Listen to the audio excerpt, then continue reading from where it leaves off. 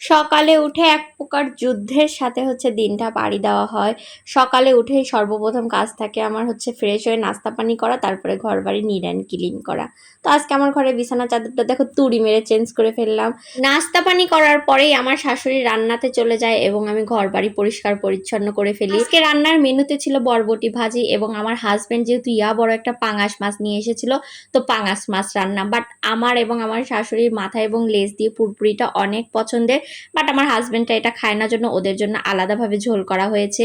এদিকে আবার একটা কথা তোমাদের সাথে আজকে শেয়ার করি, আমি এর আগেও অনেকবার শেয়ার করেছি, বাট আজকে আবার শেয়ার করছি। দেখো এখানে আমি পাগলের বেশে খেতে বসে গিয়েছি, কারণ সকালে যেহেতু হালকা পাতলা নাস্তা করা হয়, আমার হাজবেন্ড তো আমাকে রেখে কিছুতেই খেয়ে যাবে না, আমি যে সিচুয়েশনের মধ্যেই থাকি না কেন। তোমাদের সাথে আরেকটা সিক্রেট কথা শেয়ার করি, আমার হাজবেন্ড কিন্তু বিয়ের আগে কখনোই পাঙাশ খেত না। ইভেন যে চামচ দিয়ে তোলা হতো সেই চামচ দিয়ে অন্য কোনো তরকারি তুলেও খেত না। এখন বিয়ের পরে বোর ফেভারিট হয়, সেও খায়। যাই হোক, আজকের মতো এটুকুই। Thank you for watching. আল্লাহ হাফেজ, আসসালামু আলাইকুম।